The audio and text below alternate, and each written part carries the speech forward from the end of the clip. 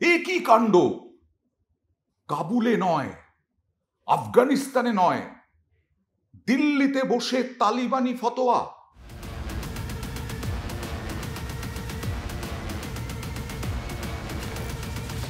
আপনাদেরকে এর আগের প্রতিবেদনেই জানিয়েছিলাম যে আফগানিস্তানের বিদেশ মন্ত্রী 6 দিনের সফরে এসেছেন ভারতে, এবং আফগানিস্তানের সঙ্গে সম্পর্ক ভালো করছে ভারত। কারণ অবশ্যই পাকিস্তানকে শিক্ষা দেওয়া এবং চীন, আফগানিস্তানের সঙ্গে সম্পর্ক ভালো হলে পরে অনেক দিক থেকে ভারতের সুবিধাজনক পজিশন হবে। কিন্তু তা বলে এদেশে বসে, ভারতের মাটিতে বসে, গণতান্ত্রিক দেশে বসে তালিবানি ফতোয়া চলে? দীর্ঘদিন ধরে যে সব মহিলা সাংবাদিক, গুণী সাংবাদিক যারা এই দূতাবাস কভার করেন, তাদেরকে ঢুকতেই দেওয়া হলো না আফগানিস্তানের দূতাবাসে। আফগানিস্তানের বিদেশ মন্ত্রী সাংবাদিক সম্মেলনে একজনও মহিলা নেই। বেনজির খাড়া নেমে এলো, বেনজির কোপ পড়লো। এই দেশের শুধু নয়, বিদেশের মহিলা সাংবাদিকদের উপরে। আমাদের দেশ মহিলাদের ক্ষমতায়ন, নারী ক্ষমতায়ন, নারী শিক্ষা, নারী মর্যাদা, নারী সম্মান, আমরা প্রত্যেকটি ভারতবাসী আমরা ভয়ঙ্করভাবে জোর দিই। ভয়ঙ্কর এখানে ইতিবাচক, হ্যাঁ, ভীষণ জোর দিই। হ্যাঁ, অবশ্যই রাজনৈতিক দলগুলো তাদের রাজনীতির জন্য, ভোটের জন্য, ভোট ব্যাংকের জন্য মহিলা ভোটকে খুব গুরুত্ব দেয়। কিন্তু ভারতীয় সংস্কৃতি হচ্ছে মহিলাদের গুরুত্ব দেওয়ার সংস্কৃতি, মহিলাদের তুলে ধরার সংস্কৃতি, মহিলাদের স্বাবলম্বী করার সংস্কৃতি। আজকে আমাদের মহিলারা কোথায় নেই? আজকে আমাদের মহিলারা, পুরুষরা যা করে সমানভাবে অংশ নেন মহিলারা। আর সেই মহিলাদের উপরে অপমান, ভয়ঙ্কর অপমান। দূতাবাসেই ঢুকতে দেওয়া হলো না। আপনাদের জানিয়ে রাখি, হ্যাঁ, এমবাসি, দূতাবাসের, যে দেশের দূতাবাস হোক না কেন, ধরুন ভারতে আফগানিস্তানের দূতাবাসের নিয়ম কানুন সমস্তই আলাদা। দূতাবাসের নিয়ম কানুন, ভারতের আইন, ভারতের নিয়ম এর সঙ্গে চলে না। কিন্তু তা বলে আমাদের মহিলাদের অপমান করবে, আমাদের মহিলাদের উপরে খাড়া নামাবে, খাড়ার ঘা পড়বে, কোপ পড়বে, আমরা তো চুপচাপ মেনে নেব?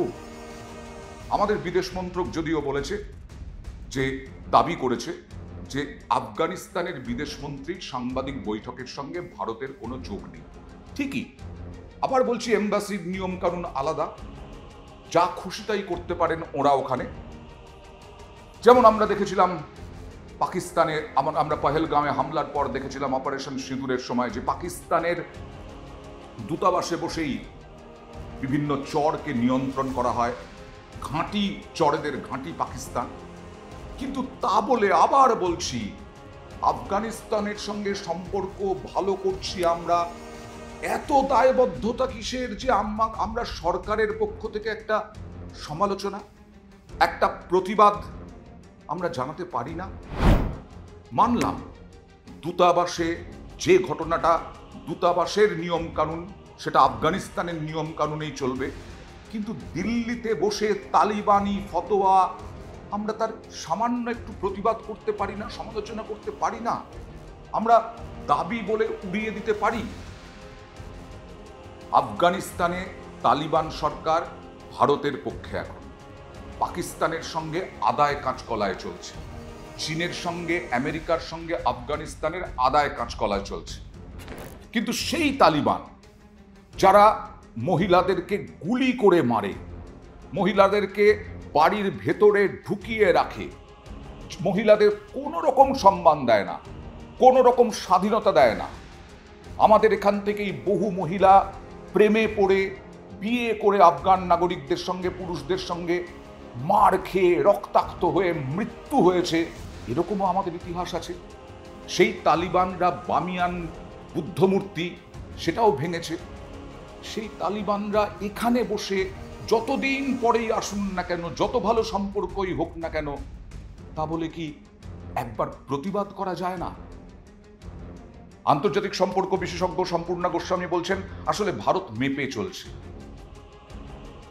এই মেপে চলতে গিয়ে আমাদের মহিলারা অপমানিত হবেন। এই গোটা ইনসিডেন্সের জন্য ইন্ডিয়া আভ্যন্তরীণে যে ধরনের একটা অ্যান্টি ওপিনিয়ন তৈরি হচ্ছে, অ্যান্টি প্রোপাগ্যান্ডা তৈরি হচ্ছে এই নিউ দিল্লি স্ট্যান্ডসটাতে, সেটাতে হয়তো নিউ দিল্লির ওপর ডোমেস্টিক কিছু প্রেশার আসতে পারে যে আফগানিস্তানের কাছে কেন মাথা নত করছে নিউ দিল্লি। তো সেটা আমার মনে হয় যে দুদেশের মধ্যে দ্বিপাক্ষিক সম্পর্ক তখনই খারাপ হবে যদি ডোমেস্টিক প্রেশার খুব বেশি থাকে নিউ দিল্লির উপরে। ভারত সরকারের নাকের ডগায় রাজধানীর কেন্দ্রস্থলে আফগান বিদেশমন্ত্রী মুত্তাকি সাংবাদিক বৈঠক করলেন। সেখানে মহিলা সাংবাদিকদের প্রবেশ করতে দেওয়া হলো না। এটা কিভাবে সম্ভব? মহিলা সাংবাদিকদের প্রবেশ করতে দেওয়া হলো না, এটা কিভাবে সম্ভব? মহিলা সাংবাদিকদের প্রতি জঘন্য আচরণের সিদ্ধান্ত কে অনুমোদন করেছে? এক্স হ্যান্ডেলে প্রতিবাদ জানিয়েছেন সাংবাদিক নয়নিমা বসু। আরও একজন সাংবাদিক, দ্য হিন্দু মহিলা সাংবাদিক, তিনি কি বলছেন? সুহাসিনী হায়দার, এই ঘটনা অত্যন্ত নিন্দনীয়। তালিবান তাদের দেশে মহিলাদের প্রতি ঘৃণ্য আচরণ করে, লিঙ্গ বৈষম্যকে মান্যতা দেয়। তাদের সেই চিন্তাধারাকে সরকার প্রোটোকলের মাধ্যমে ভারতে জায়গা দিল। এই ঘটনাকে কোনোভাবেই মেনে নেওয়া যায় না। এইটা নিয়েই এখন তোলপাড়। রাহুল গান্ধী, খুব স্বাভাবিকভাবে বিরোধীরা এখন এমনিতেই বিদেশ নীতি নিয়ে ভারত ক্রমশ কি একঘরে হয়ে পড়ছে? ভারত কি ক্রমশ এক কোণে দেওয়ালে পিঠ থেকে গেছে? এই নিয়ে বারবার বিরোধীরা সমালোচনা করেছে, সন্দেহ করেছে। আর এই ঘটনার পরে আরো বিরোধিতার সুর চড়িয়েছে বিরোধীরা।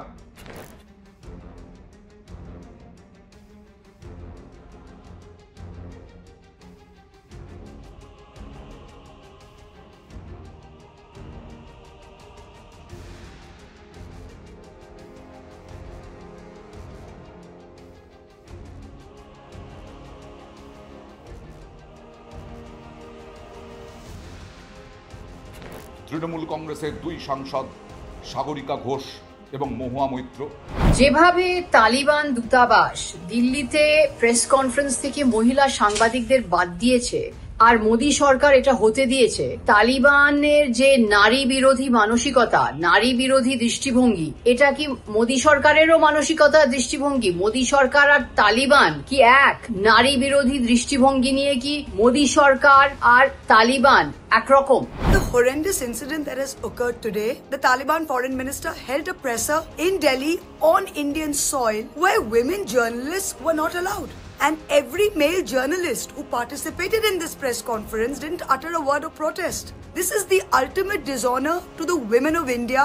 You're talking about Beti Bachao, you're talking about women in India, you're talking about Maas and Behens and all of that, and you are providing at taxpayer expense a delegation that is actually on Indian soil, dishonoring our values and asking for women to be removed from the room.